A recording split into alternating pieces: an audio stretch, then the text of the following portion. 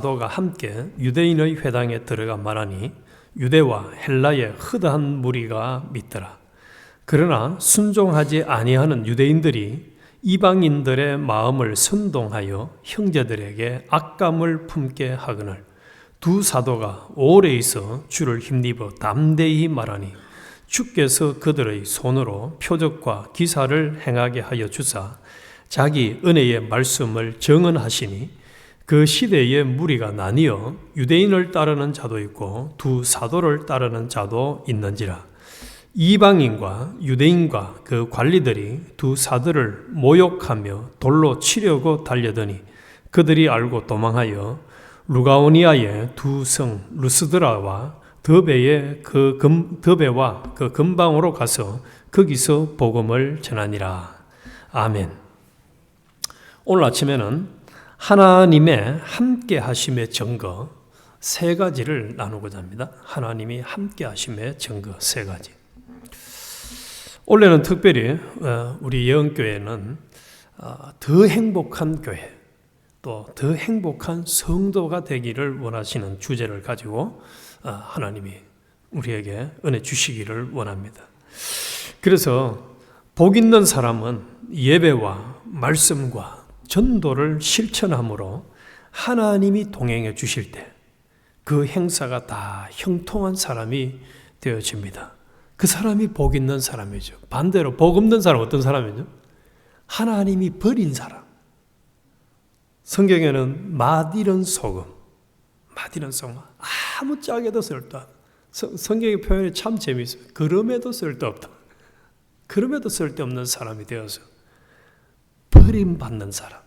그러나 복 있는 사람은 모두에게 하나님에게도 필요하고 사람에게도 필요하고 심지어는 식물과 동물에게까지 필요한 모두에게 필요한 사람.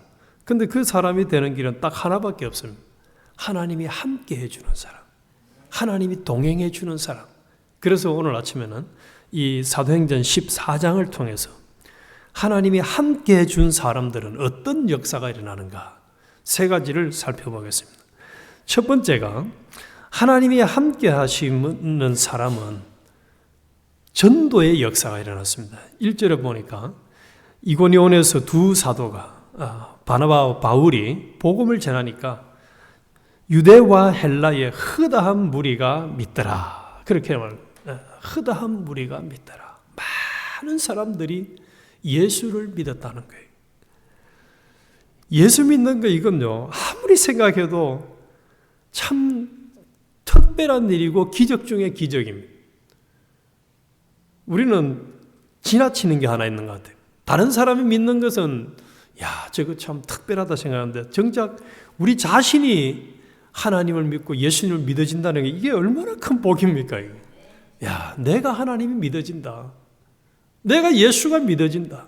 심지어 그렇게 보면 눈에 보이지도 아니하는 하나님이 어디 있느냐. 차라리 내 성을 믿어라. 내 뭐를 믿어라 하는 사람들이 있는데 그런데 우리가 예수를 믿게 된 것 여기에 대해서도 참 감사를 해야 되고 이 바울과 바나바가 복음을 전할 때에 많은 사람들이 예수를 믿었다는 어제도 우리가 살펴봤습니다만 믿기로 작정한 사람들은 다 믿었다는 거예요.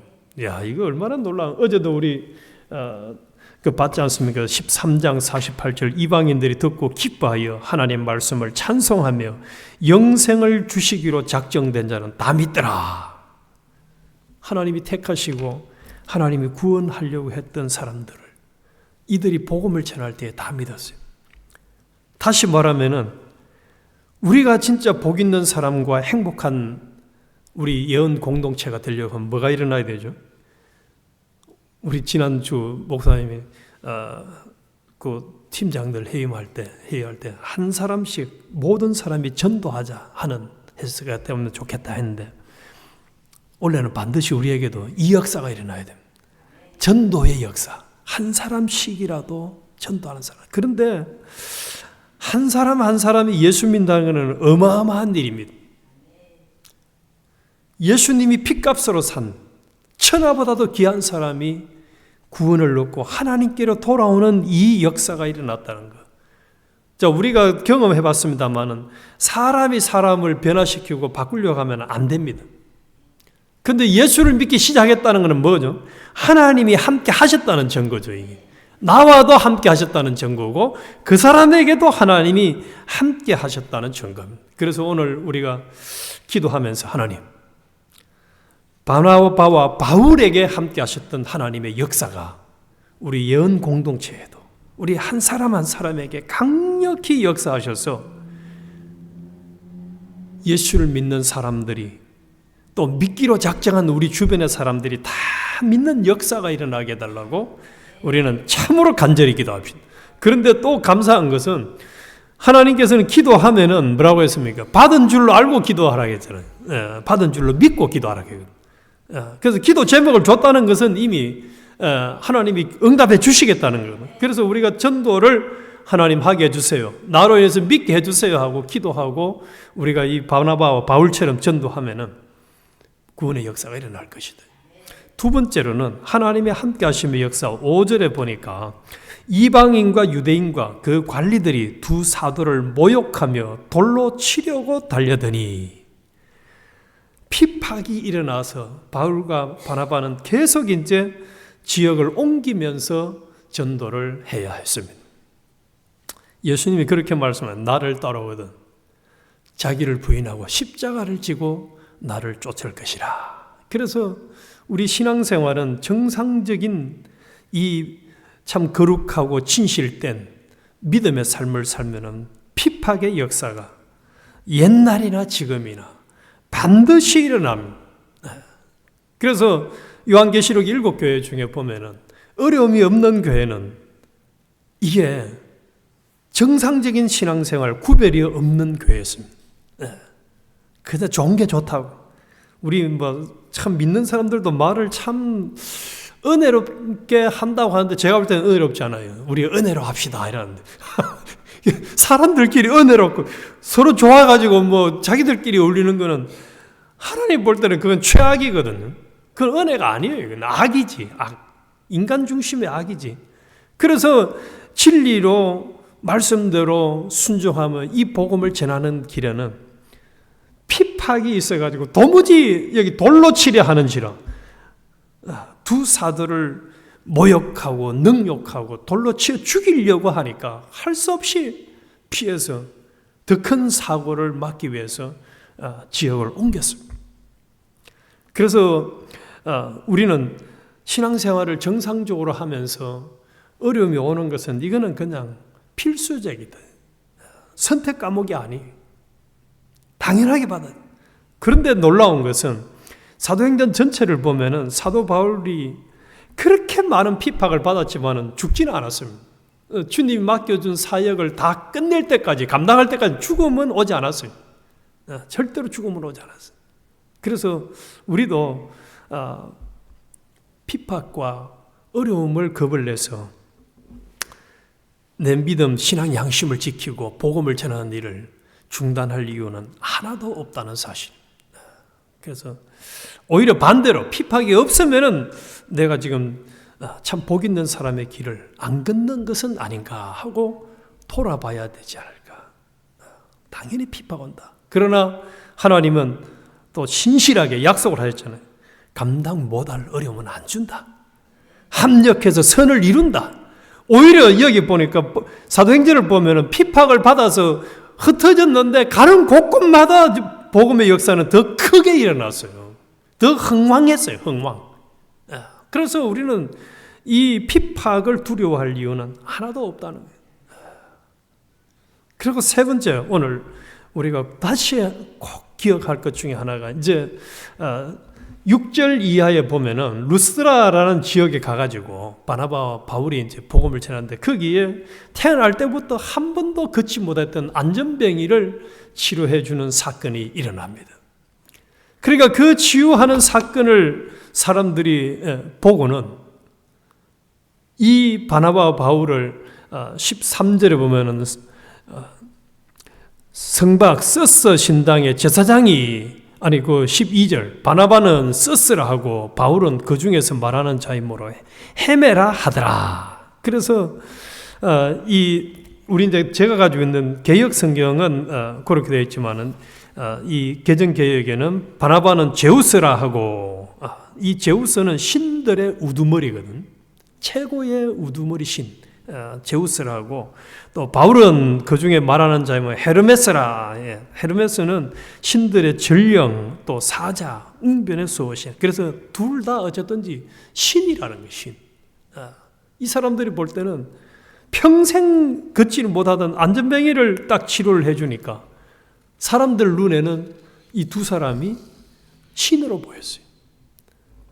그래서 바울이 거기에 대해서 한 말이, 저는 이 말을 우리가 기억을 하면 참 좋겠습니다. 15절에 보면은 가로되 여러분이여 어찌하여 이러한 일을 하느냐. 이 사도 이제 이 바울과 바나바에게 이 사람들이 신이니까 제사를 드리려고 이제 제물을 가지고 와서 제사를 드리려고 하는 거예요. 그러니까 이 무리 가운데 뛰어 들어가서 소리 질러 가로되. 이거 큰일 났거든.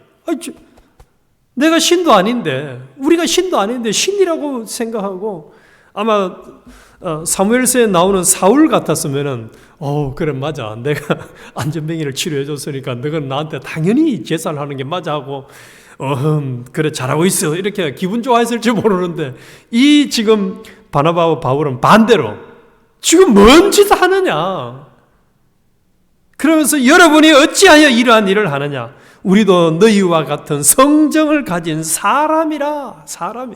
신이 아니고 사람이라. 너희에게 복음을 전하는 것은 이 헛된 일을 버리고 천지와 바다와 그 가운데 만유를 지으시고 살아계신 하나님께로 돌아오라 함이라. 그래서 우리가 지금 힘쓰는 것은 오로지 복음을 전해서 너희들이 회개하고 구원을 얻는 것이지, 우리의 잘난 또 나를 통해서 역사한 이것을 자랑스러워하고 영광을 받기 위해서 하는 것이 아니네. 너희와 같은 성정을 가진 사람이라. 이걸 우리에게 적용하면 이런 거죠. 이 자리에는 우리 모두도 사도 바울과 동일한 성정을 가진 인간이지만은, 사람이지만은, 피조물이지만은 하나님이 함께 하시면은 신의 역사, 사람들이 볼 때는 저 사람은 신이다 할 만큼 능력의 역사가 일어날 수 있다는 거죠.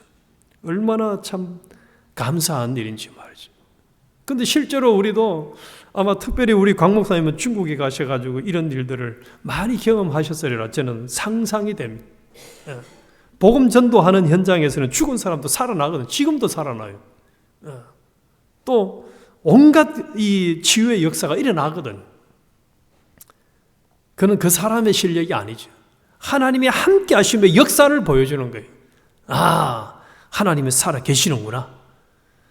그래서 우리도 이 사도 바울을 보면서 소망을 가지고 조심할 게 있는 것은, 하나님이 우리를 사용하시면 우리를 통해서도 하나님의 전지전능의 역사, 모든 역사가 다 일어날 수 있다는 거예요. 동시에 그 역사가 일어났을 때에 맞아, 내가 실력 있는 사람이야, 나를 자랑할 것이 아니라 나는 사람이야, 나는 사람이에요, 하나님이 아니에요. 하나님께 끝까지 영광을 돌리는 사람, 이런 겸손한 사람만 되면은 하나님은 우리를 천국 데려갈 때까지 버림받지 아니하는 참 멋진 인생을 살다 갈 수 있는 거죠. 참 행복한 삶을 살다 갈 수 있는 거예요. 그래서 우리도 하나님이 아직도 살려주신 것은 뭐가 있다는 거죠? 우리를 통해서 하시고자 하는 하나님의 사명이 있다는 거예요. 임무가 있다는 거예요.